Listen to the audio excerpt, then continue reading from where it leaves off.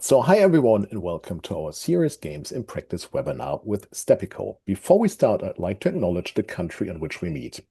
Today I come to you from the land of the Kombu saltwater people of the Uganda language region. I invite you to take a moment to reflect on the traditional owners of the land from which you are joining us today. Sovereignty was never ceded, and the lands have always been and always will be Aboriginal land. I pay my respects to elders past and present, and I extend my welcome to any Aboriginal or Torres Strait Islander people joining us today. My name is Jens, and I work as Director of Industry and Member Relations at IGEA. And for those who don't know who IGEA are, we are the industry association representing the interests of the Australian games industry. One of IGEA's roles is to showcase the breadth of opportunities available to Australian game developers, and today's webinar is a great example of how game development expertise can create value well beyond the entertainment sector. Today's webinar is about serious games in practice, and games are now firmly at the heart of popular culture and are the world's largest screen industry. But games are capable of much more than entertainment. Increasingly, game development expertise is being applied to training, simulation, and professional development across a wide range of industries. So today we're delighted to be joined by IGEA member Stepico, who have extensive experience applying game development expertise beyond entertainment. Through practical examples, Stepico's Andrei Titov and Eugene Loginov will explore how gameplay, logic, feedback systems, and interactive design can turn simulations into practical, measurable training tools. Before I hand over to them, just the usual housekeeping. Please keep yourself muted and your camera switched off while Andrei and Eugene are presenting.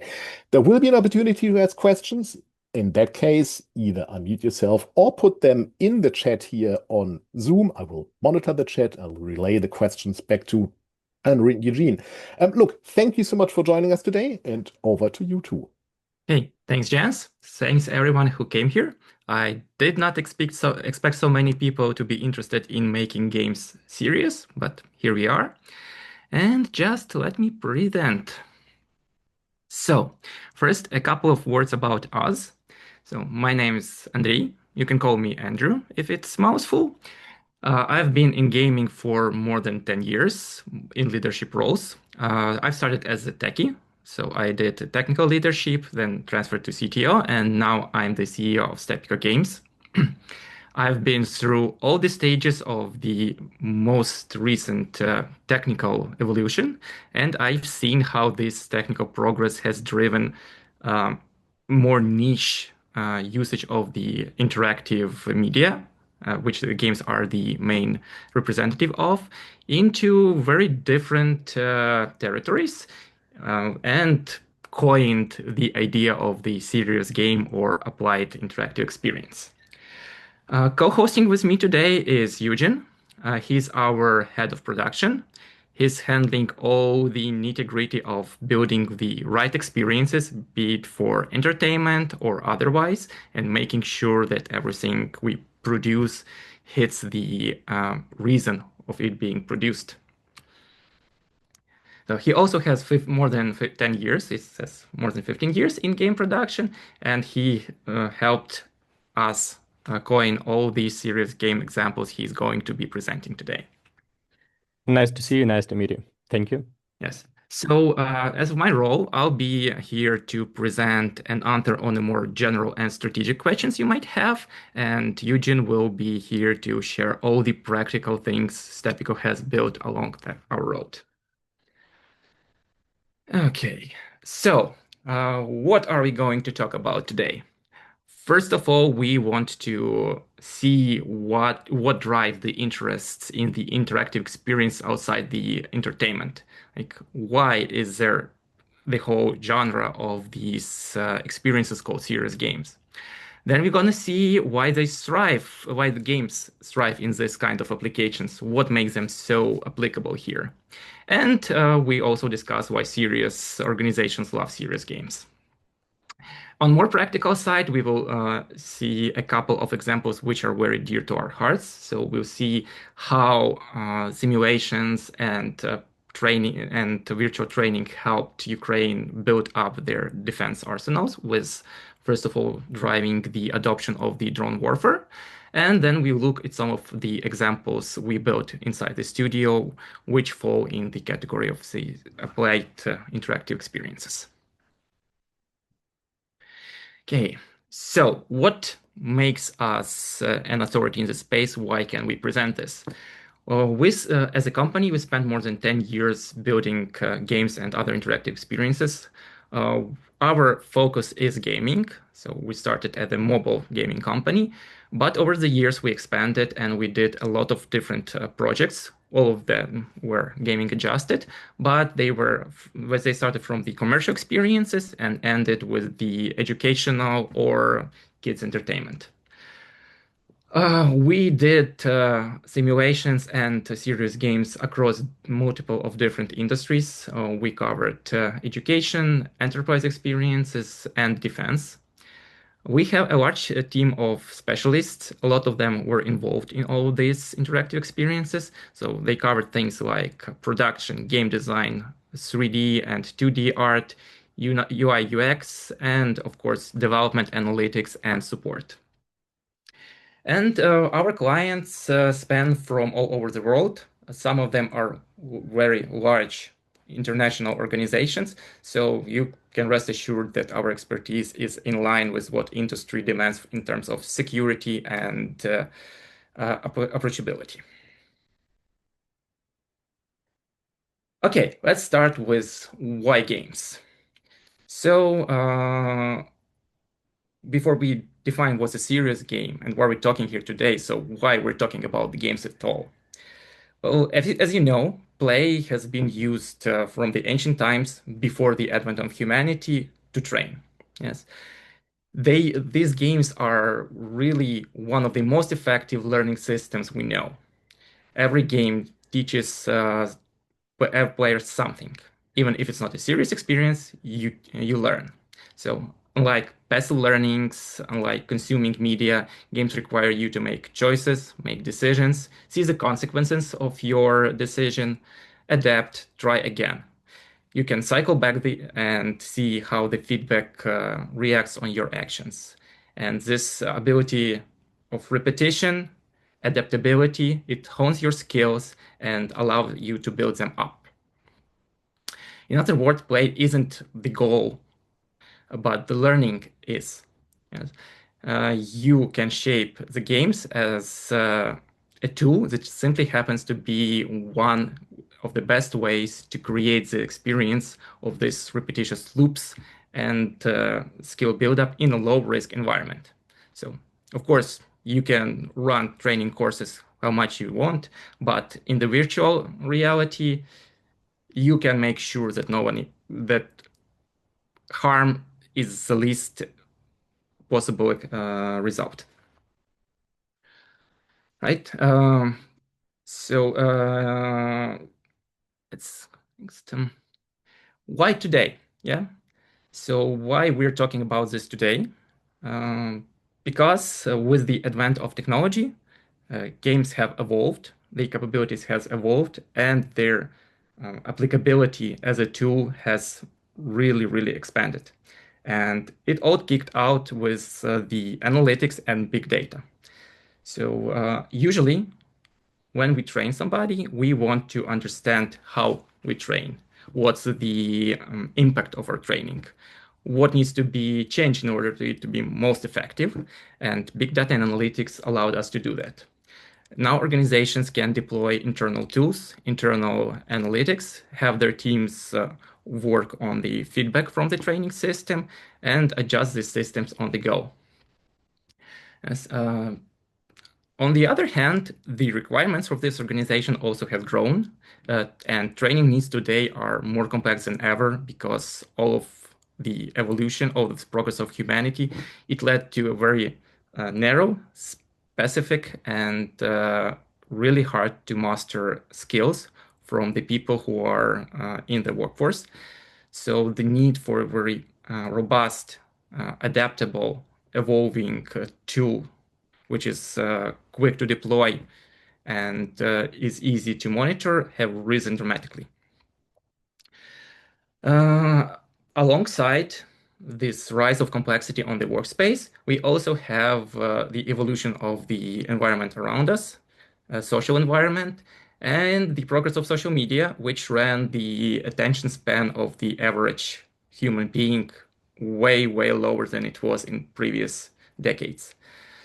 In order to make training system viable, we need to make sure it can capture this attention span of the person who is being trained and allows them enough focus to learn the skills we try to teach them. And of course, as I mentioned, risk mitigation. So real-world application of the training scenarios can be really risky. It can be harmful when you work with the machinery, when you work with military equipment, other things. Risk mitigation requires a lot of resources and a lot of attention. When you do it in a gamified environment, especially in VR, these risks are lowered. This is inherently a low-risk environment. And because of this, serious games are now very cross-sector and very in demand. They are used in education, healthcare, corporate onboarding, industrial operations, and in defense tech.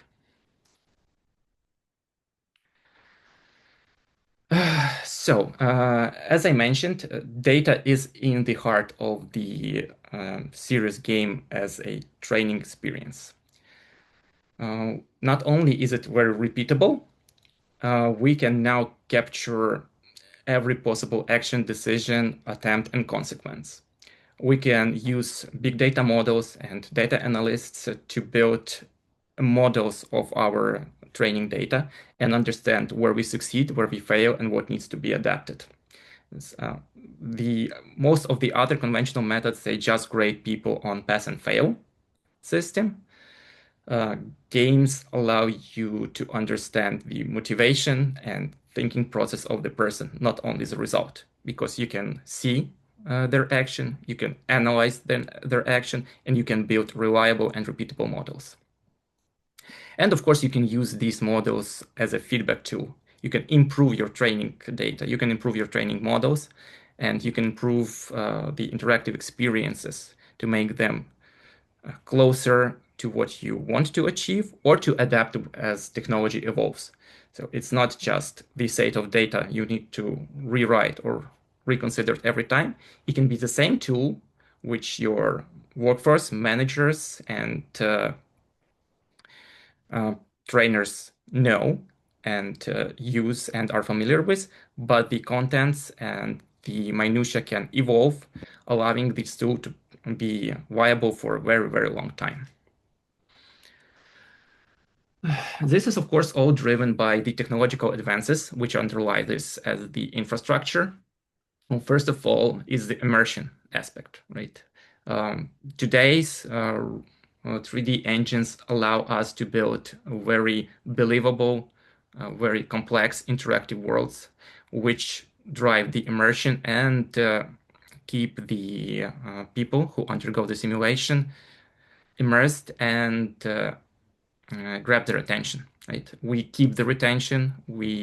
These things allow for more complex behavioral capturement and allow the effects of the training be more believable and hardwired into the behavioral system of the people we want to teach. Alongside that, virtual reality and extended reality as a whole allows these experiences to be not just immersive, but actually combined with the real world. Not only can this be a very real-like scenario, it can also happen in the environment you want to train the person in while keeping it low risk. So you can reuse your warehouses, your polygons, your army centers, but remove anything which can make training a hazard. Add the overlay of the extended reality on top of it and run the simulation, capture the data you want while immersing the person in the environment they will be repeating this task in once they master it. Talking about the latest breakthrough, cloud technology and AI also come into play. Right now, you can use AI not only as a processor of your data, finding the correlations and patterns you might otherwise miss. It can also be a tool which adapts your training scenarios on the go. So if you allow it to, it might understand mid-training the pattern which needs to be changed and change it. So of course, all AI workflows require human supervision, but right now the possibilities are immensely improved. So this all brings us to the most interesting topic for most of you. Where are we as a game studios in here? And with this, I'll pass the mic to Eugen, and he will share all the practical knowledge he has on the subject. Thank you, Andrew. Thank you, guys. I'm excited to be here and to continue. Let me share my screen.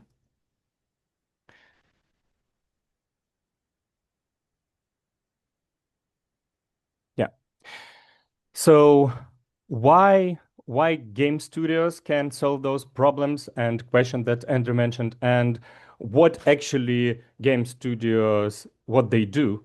And these are the game design, the development, UI, UX, the cross-platforming, the real-time 3Ds, multiplayer systems, live interaction, all those skills that we use every day and technologies that we use every day to create interactive experiences. But the same skills are useful not in the games only. They're useful outside games as well.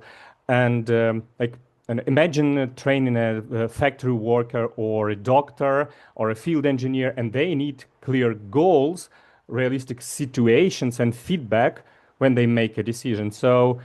And the safe place, as Andrew also mentioned, to practice before doing it in real life. And this is exactly what game studios actually are good at, because and any game, though like the ordinary game is just a fun thing to play, but under fun, there are the systems that we build where people can interact, make choices, see consequences, and improve over time. And that is why games are perfect for managing systems like that.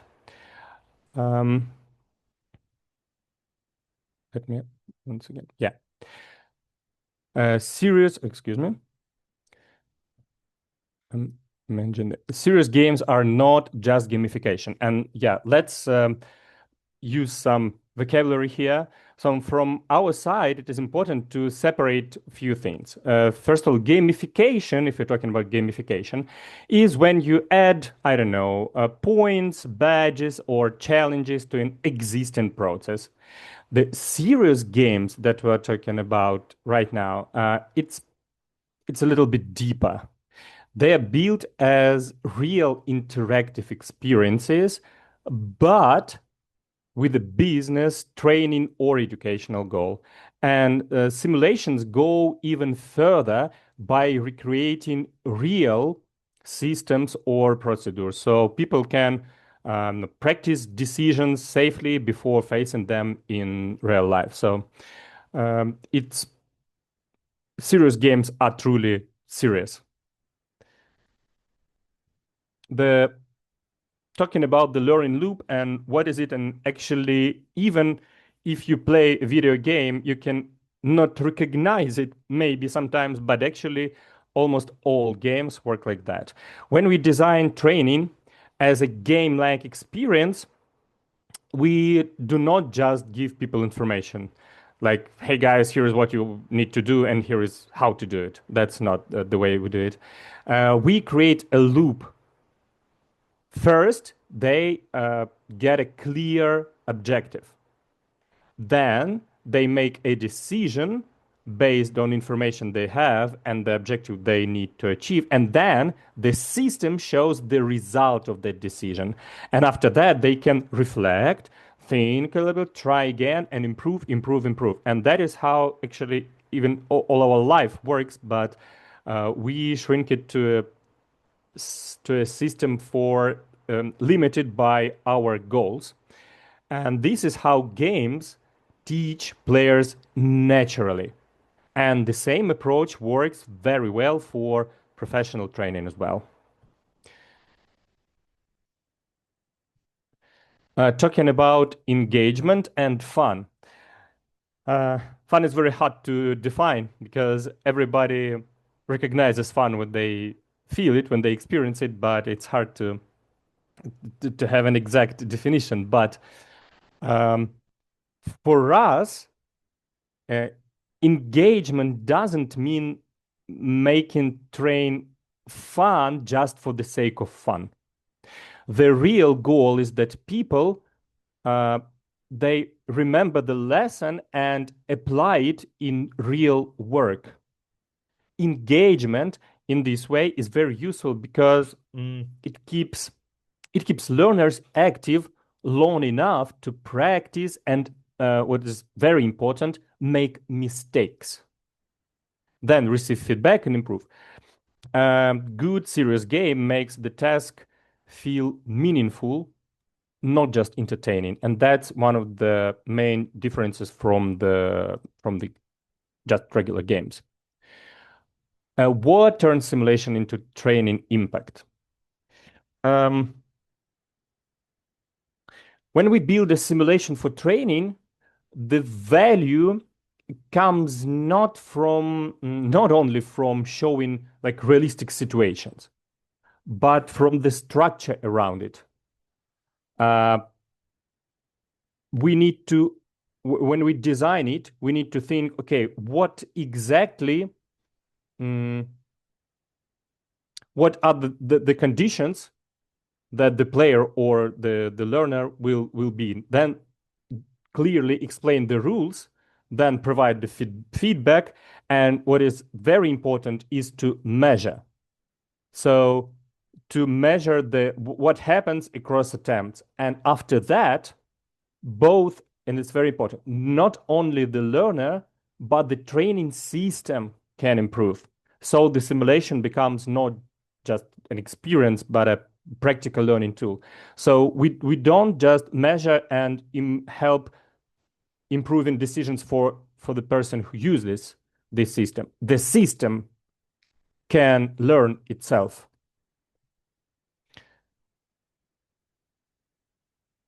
Scenario design. And that is the main approach, how to think, the way of thinking when we design such kind of serious games. We start with the skill or behavior we want to train. We don't think, okay, let's just make a serious game about, I don't know, logistics. No, we define what we want to improve, what we want to train, and then we define what decisions the learner must take, what limitations or risks they should face, and only after that we build the environment around this learning loop. In other words, the virtual world or the system that we create is not the starting point. It is a tool that supports the right decisions and behaviors. So in short, understand what do you want to train, what do you want to improve, and then think which environment would suit it best.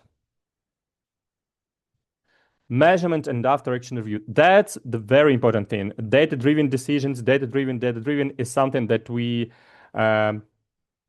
hear everywhere, and that is a thing very important for this type of games. One of the biggest advantages of a serious game is that it can measure much more than simple completion, and often much more than the real world allows us to measure. We can track time, accuracy, decisions, repeated attempts, and teamwork if you are talking about the multiplayer simulations, etc. Then show the learner what actually happened and why it matters, because it's very easy to create reports and even to, I don't know, to capture a video of behavior, etc. And this creates a strong after action review. The trainee, seeing these reports, the trainee understands their performance, and the system uses this data to improve future training scenarios. Defense is a demanding example. Yeah, that is very important thing, because if we're talking about serious games, what could be more serious than the defense and defense technologies? They are probably one of the most demanding examples, together with healthcare, and defense is a useful example because of the high requirements for training. Situations are very complex. The pressure is real, and the needs can change very quickly because the way people operate and the technologies evolve very quickly. And from our perspective, this makes it a strong test case for interactive training. That is right now is very important for us.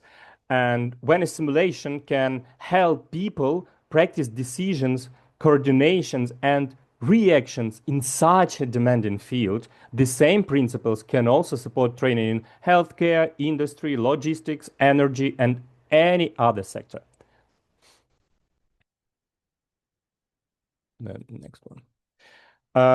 Just an example why we're talking about defense and why it is very important and how we deal with it, and actually why we succeed in it. And if someone can succeed in defense related technologies, that means we can gamify anything and make the most serious games ever. So drone training, and we know that currently drones are one of the kings on the battlefield. It is a clear example where game development skills fit very naturally. The matter is that the operator of the drone actually works with a screen, controls, camera view, VR goggles, whatever, navigation and quick decisions. So simulation can recreate many parts of the real task. They actually use gamepads to control drones, one of the leading defense technology nowadays. And from our side, this means that we can help learners practice perception, movement, coordination, whatever, decision making in a safe environment before they move to real equipment and real deployment. This is one of examples that it's called UAV Prof, and how the gamified experience actually translates to real world, and how the drone operators use gamepads and gamified solutions to understand how actually to use drones in the real conditions.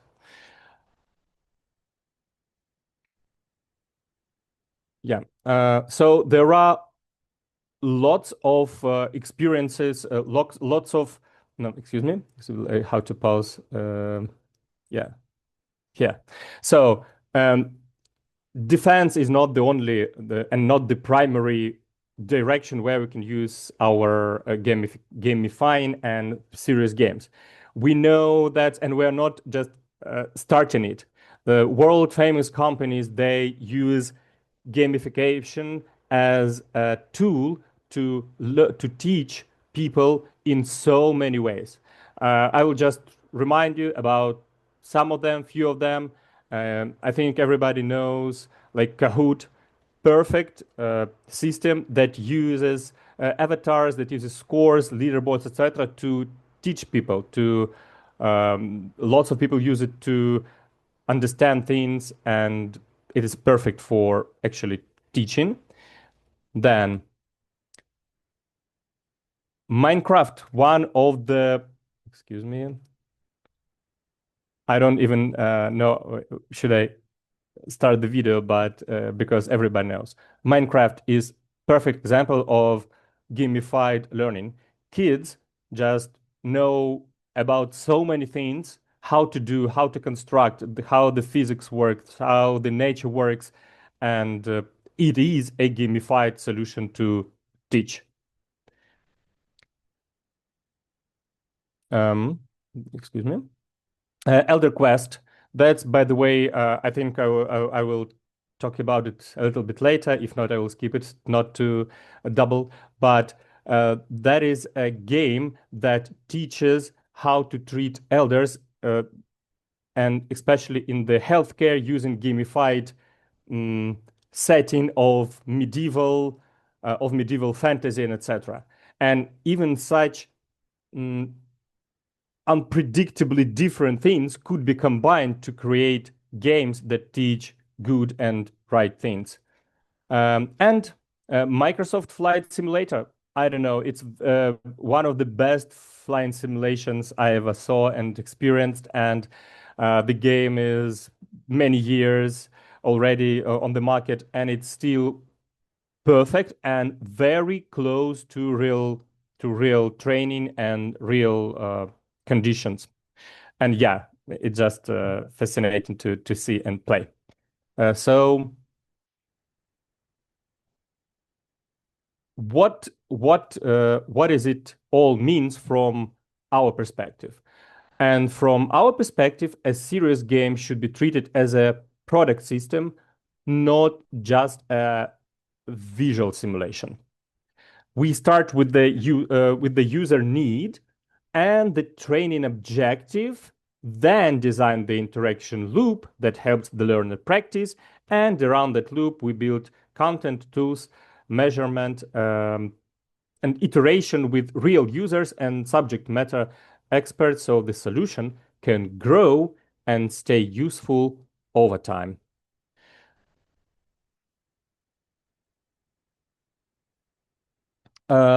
Let's talk about, we'll tell you about few examples of what we did.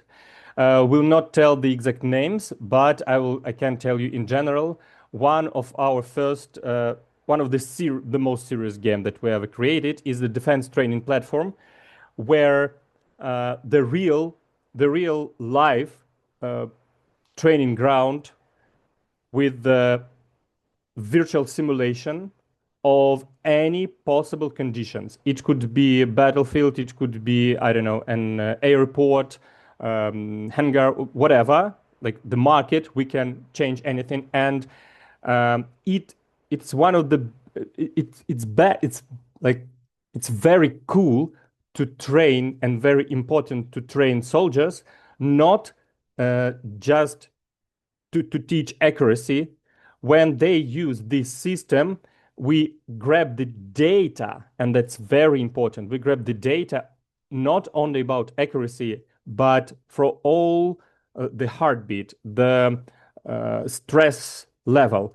And then it helps the results of this training, not just tells us who is most accurate shooter, but whose reaction is faster, who passes the stress in the best way possible, and then helps to combine the squads that has all the possible traits that it needs to be effective. One accurate sniper, one very strong guy, one guy who can run for an hour, etc., etc. And everything here is gamified, and it helps create very efficient real world squads. Then continue to the next. The same defense game, but no, that puts elite forces specialists into very stressful situations, like how to make an explosion, an explosive using soap and soda, just an example, yeah? How to cool down the nuclear reactor, etc. And those situations that are very of a very high risk to make in real world, but they can practice these hard situations in virtual reality and safely. Then that's enough for defense. Classic education. You go school, VR First Digital Museum. This is the game that we made to teach people about, to teach in virtual reality about education,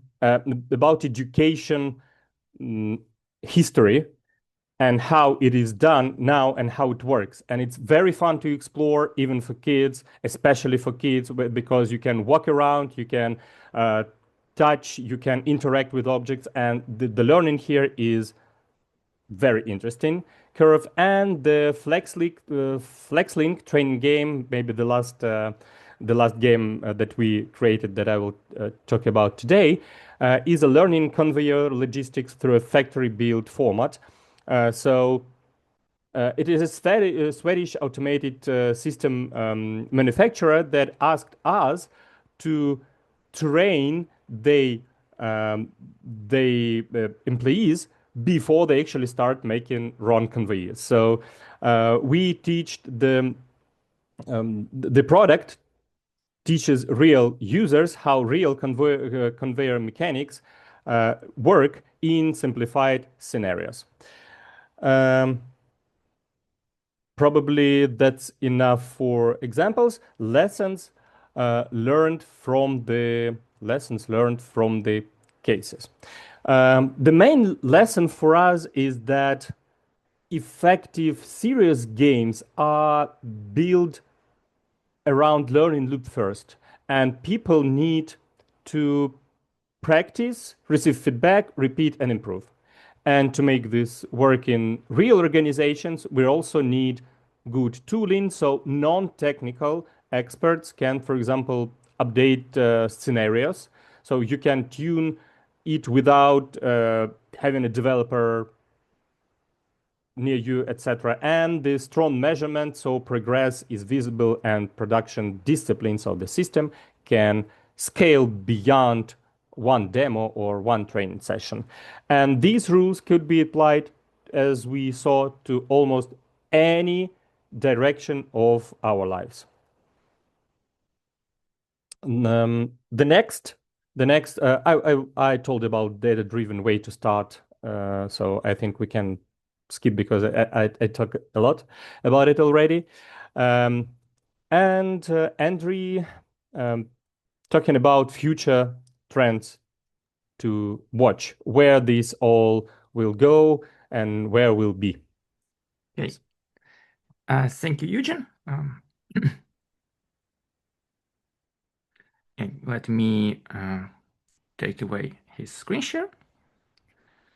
Okay, here we are. So the future trends according to how I see it. So it's very subjective, and that's why it's very conservative. I'm a conservative person when it comes to technology. You pretty much can extrapolate this from what I've said at the beginning of the presentation. But yes, the technology moves forward the applied interactive simulation. Before there were computers, we used tables and minifigures. And now we use XR and big data. Tomorrow we use whatever the technology will provide us. And from what I see in the nearest future, the XR, AI, and networking will be the main drivers, which will improve how theaters games can impact your training. So first of all, AI, that's evolving the fastest at the moment, should allow us be more flexible, be more productive with our training and simulation routines. What it means, it should be able to create not only improve the pattern recognition and the feedback loop within the training system, which is already established. It should allow us to be more flexible than this. It should allow us to generate scenarios on the go, change the conditions of the training simulation while preserving the impact we want to have from it. So that's the most important thing. We should tell the AI what the expected impact, the expected output of our training system should be, and give it enough freedom with the human oversight to tweak all the elements of the system underlying the simulation towards that outcome. Also, I expect our networking and AR capabilities to improve further. Even if not as shiny as AI right now, XR and big data networking is still evolving. And what I think we're gonna see is more multiplayer AR experiences here when they are tailored not for a single person to learn a task, but where the whole team can learn a diversified set of tasks in a real environment with a low risk scenario, working as a team. So as Eugene mentioned, was one of our examples where we used the drilling operation to understand how different people react under stress, how they react under any other conditions, and what's their physiology and psychology and natural traits combined forge the best possible team.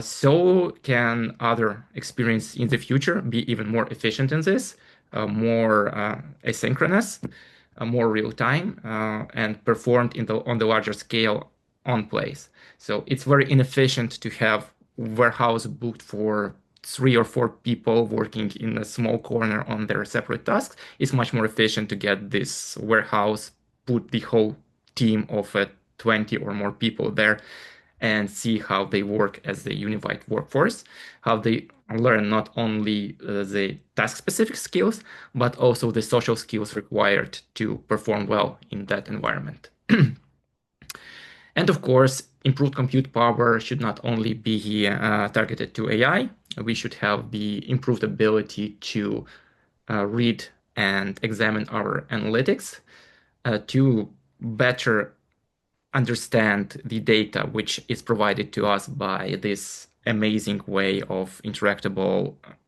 media. Yes, but by all of the data we siphon from it, we should be able to get more and more insight as the capabilities of the data analysis tools and compute power evolve. And last but not least, especially for us as a gaming studios, is the evolution of the gaming engines. Of course, each next iteration of the established gaming engine allows us to get more and more out of the underlying technology. The infrastructure will evolve, the capabilities will evolve, the ability to coin very immersive, very retention-driven systems should evolve alongside these engines. And to wrap this up, the 3 key takeaways as we see it from what we've talked so far is, first, games are a unique medium for teaching through action, feedback, and repetition. It allows people who undergo the training make their own decision, see the result of that decision, and provide us data through a repeated controlled loops. However, this only works when we understand and have a clear purpose of our training simulation. So as Eugene emphasized a couple of times, it can't be just fun, but in a work environment. It should be a directed outcome.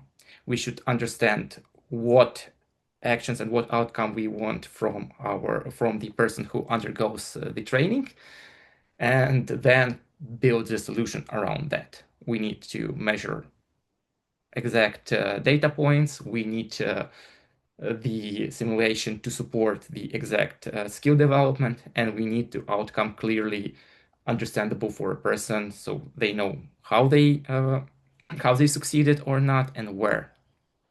Yes. And we as a game studios are uniquely positioned to build this kind of experiences because we have all the tools which are needed in our disposal. We have people who know how to build good attention grabbing, entertaining, but still purposeful experiences. We have technical and artistic expertise to build immersive worlds which behave according to our needs. And we have a talent to understand what we build and improve on it. With that said, this is the end of our presentation, and we're going to the Q&A section. Yeah, thank you so much for the presentation, Andrew and Eugene. That was really insightful. And look, when you think about it, there's been such a long relationship between games and education. I mean, you look back at the history of Monopoly, which originated out of the landlord's game. So for anyone who isn't familiar with that, I would very much encourage you to look that up because that already more than 100 years ago really demonstrated that principle. The landlord's game was a game that I think it was about demonstrating economic principle and highlighting the practical demonstrations of the present system of land grabbing with all its usual outcomes and consequences. And yes, I just read that out of Wikipedia, but in all seriousness, check it out. That already gives you a very good idea how closely related games and education actually are. And this is a great example of something that takes an abstract principle, economic theory, and turns it into a game in a way that is engaging and it is more understandable. And so, it's just great to see how it is continuing with current technology and in particular games technology.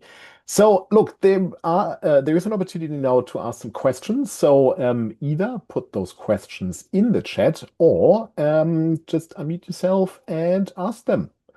All right, James is putting something here in the chat. Thank you so much for the awesome session. Well, thanks for the nice feedback. All right, really appreciate you taking the time. Thank you for the nice comment. All right, that was more of a comment than a question, but it was a very nice comment, so we really greatly Thank you, James. appreciate that. Thank you so much. Thanks, James. Do we have any questions? Is there anything we're like, well, that sounds really interesting. I'd like to learn more about that. Anything that was unusual, Eugene? Yeah. I have a question to audience actually, if there are no questions right now. Can you, you can challenge us and tell what direction of our lives, how you think cannot be gamified. And I think That's a good one. Yeah, because we did games for healthcare, for military, for education, for history, for lots of things.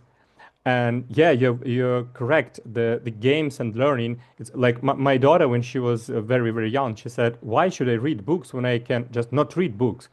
And I said, "Okay, just because you need to learn something." And when this reading comes transforms into gamified learning, it works much better. And actually, it's not for kids only.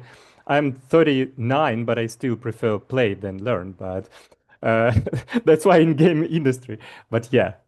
Yeah, fair enough. It's probably more fun to play Adam Smith Yep. theories of capitalism than, going through his classics. Yeah. Um, Look, are there any misconceptions that you had to deal with? When you approach potential clients, were there any sort of cliches that you had to explain weren't quite applicable? Was there any sort of resistance that you may have received? Oh, yeah, I might answer that one. So, for one of the clients, which was not represented in our today's roster of examples, we worked with the restaurant chain, and they actually had an existing board game. And their expectation was that it can be just translated into the digital experience, which would enhance the experience of the people visiting restaurants, like one-to-one, easily and cheaply. And we had to work with them and tell you that no, hiding the systems from the player, from the audience, transforms the game. Because, the board game all the game design, all the game systems, they're spelled directly because it's the players themselves who drive the game forward. There you have a game master, or it's just a game instruction manual, which everybody learns and use to interact with the game. But all the systems, they are very transparent. They are taught to every player, and they then just execute it. In the digital environment, the game master is hidden, it's obscured behind the digital screen or in the CPU. And this transforms how the person interacts with the experience. It can enhance the experience, but it can also detriment it because the agility, the flexibility of the digital game masters before AI was really limited. And that's you can't just have the game translated one-to-one and expect it to be like same great experience. Yeah, fair enough. Look, we did get some questions here in the chat. There's one here from Carsten saying, how do you see acceleration of cross-innovation for a gaming studio? And going on from there, what are the biggest pains currently? And I guess that somewhat segues into my questions about having experience resistance. And lastly, what would allow the gaming industry to grow the best? What kind of ecosystem should be built around this industry? So a couple of questions, but I guess it's about, the trajectory of innovation and how can this ecosystem be best built? Okay, I'll try to answer it first, and then maybe Eugene will be able to complement me here. First, the cross innovation for gaming studio. Yeah, we live in the world which evolves exponentially. So the things I learned when I started my game dev career are mostly irrelevant right now. And it's a pain to keep up with everything that changes. But, there's always two sides of the coin. So first of all this innovation, which is going outside the industry, but also inside the industry, it gives us new possibilities. So even the dreaded AI, which often degrades the quality of the output for many people, it can be seen as an opportunity. So, and what I mean, of course it's a tool like any other digital tool, which should help us accelerate what we people do best and create. But also it's an opportunity to create things we didn't create before. As I said, the absolute flexible systems were not possible before we had really flexible tools. Of course, we're not yet at the point which allows us to create game campaigns on the fly, but we should get there sooner or later. But even as for now, the AI can be used to enhance the replayability of many narration-driven games by just slightly changing that narration while it's still being the same in the core. It can create fresh new scenarios, fresh new texts, fresh new moments of interaction, which you didn't program, if you allow it. And of course, again, you need a lot of guardrails because AI goes rogue a lot of the times. We all remember the Darth Vader fiasco when it was allowed to be AI driven and talk back to players. It wasn't long until it got hacked, but still it was something which allowed us to innovate. All right. The biggest pains currently, again, it's very subjective to our studio, is to actually make these tools and innovations which are happening around us work for our goals, not against them. Because let's say VR and XR at the whole, it was going into one direction, and a lot of gaming studios adopted it and started building experiences for that, only for companies to do a hard pivot.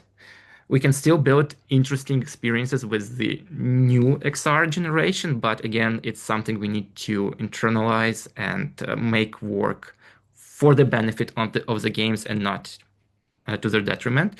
Like the most I've seen augmented reality used is to recreate board games with the digital assets, and I think it's like at that point, you get an expensive equivalent, which is not that tactile, which is not that fun for me personally. Again, other people might have different opinions.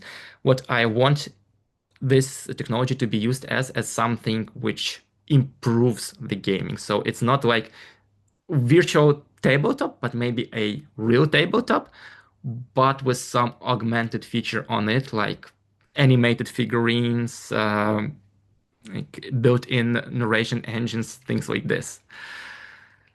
And what would allow the gaming industry to grow the best? And the ecosystem. Okay, that's even two more questions, not one. So growing the best, Just some I'd very say. small questions. By the way, so I don't mean to interrupt, but Carsten did have a sub question that sort of segues into that, and that's about, what would be your top three ecosystems be to learn from? So maybe we can combine that question. How can we best grow the industry, but also what are some inspirational examples? And Henry, before I let you answer, Carsten, as someone who's based in Brussels, have a look at Australia. We have some fantastic incentives when it comes to tax offsets and grants. Sorry, had to go there. But Henry, over to you. So what is a good way to grow the industry? What are some great industry ecosystems to learn from and get inspiration from? No, that's a really broad question. Okay, so yeah, of course, first of all, to gain the most of the any ecosystem, you need to be open-minded and flexible, because if you change the ecosystem, the rules you play within change, and you need to be able to use that again to be more productive. But as Jens, you mentioned, for the first ecosystem, I would say, is the social support and acknowledgement. Like for a very long time, games were not considered to be like not just serious, but even as art. And from my point of view, it's hard to deny that games are art. They can be used to make philosophical or socio-political statements. They can be used to express oneself, and they can be used to engage others to enjoy what you created. And if that's not art, I don't know what is. But yes, the political and social support for the gaming is the best ecosystem which can grow around it. So first, if people who are allowed to make laws and decisions acknowledge gaming, build an ecosystem around it which supports it and not suppresses it, that's the best outcome ever. Right? The next one is pretty self-explanatory, is the study and knowledge transfer about gaming. So if we include the idea of learning about games, maybe not in high school, but at least in college, people will start their young lives with understanding what the games are and not just learning about them from whatever sources are lying around. No, it's like with sex education. It's always better that we set the standard instead of expecting young people to find out by themselves. And the third one, I'd say, is the most banal. It's just technology. So if technology is built with the interactive entertainment in mind, it would be the best possible way to support things which are built for that technology. Yeah, because you won't be working against the limitations, you'll be working with the support of this infrastructure. That makes very good sense. Thank you, Andrew. Eugene, do you want to contribute to that? Yeah, I want to continue and then proceed with the Chris question. Is it primarily an industry that you enter through networking and existing relationships, or are there more independent pathways for developers and studios to get involved? That also connects with the ecosystems that Andrew mentioned. So you enter through networking, and the best from my experience, it was from the networking, but also if it would be an educational system. So gaming industry is very large industry among the world, but there are almost there are few universities, for example, or other educational states that actually teach the game development, and if there would be more, the community would be bigger, and the young men and young specialists will enter it more naturally, because from my perspective, the high schools and universities are one of the most uh, active in entering this industry and bringing the best young specialists. So I think, yeah, let's grow the game dev education, and then the network, it would be easier to enter an industry, if that answers your question. Yeah, thank you so much, Eugene. Look, I'm just a bit mindful of time, but I think we have time for one more question because there's one here in the chat from Nathan. And Nathan is saying, hey, I noticed that multiplayer is a future trend that you are seeing. The serious games that make a social multiplayer as a focus. What opportunities and surprises do you find in the single player experiences that you create? Okay. Eugene, Yeah, go ahead. one just very short. So, what opportunities and surprises do you find in the single player experiences you create? How people play. That's one of the. You create a game, you bring lots of data trackers, and then you check how people play, and they play not the way you want them to play at all. So I think that also one of the best lessons to learn when you create a simulation for serious games. When you think that you know how people would use your tools, they use it in their own way, in most cases. So data-driven analysis of the behavior is the key. And then just hopping to Nathan's question.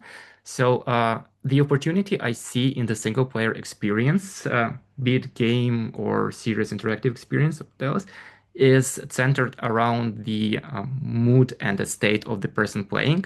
Because whenever you add more people, you destroy the genuine feedback of the person consuming your experience. Because social interaction, it's completely different. You can't have, for example, you can't have horror in the multiplayer, like genuine horror.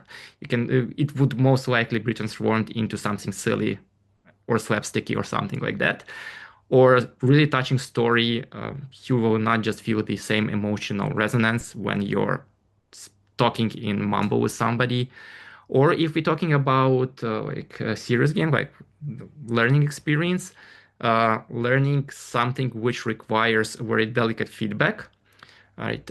It's something which would be ruined if you add a lot of multiplayer and interconnectivity around it, because person would be engaged not only in the thing you're trying to get the feedback from, trying to make this resonate with the person, you also get all of this interference around this process. All right, thank you so much. I don't think there were any further questions in the chat, and I think we've also sort of come to the natural end of this webinar. Eugene, Andrew, thank you so much for your presentation. That was really, really insightful. Some really great examples there of how games can be used for purposes other than entertainment and for very serious purposes. Good luck for your endeavors in that respect. If you would like to get in touch, please reach out. I'd be very happy to put you in touch with Stepico. Maybe Eugene and Andrew can put their emails in the chat as well, just so that you know who to reach out. But yeah, other than that, we are also quite easy to find, and I'd be very happy to put you in touch with them. Thank you so much. Thank you everyone for dialing in and taking the time. I really appreciate it. I very much look forward to seeing you at the next webinar. And I'm just going to wait for Andrew and Eugene to just put their contact details in the chat. There it is. So check it out. Thank you so much for your time. And again, I look forward to welcome you to the next AGIA webinar. Take care and see you next time. Thank you, and thank you for all your questions, audience. Thank you for your time. See you later. Bye. Bye-bye.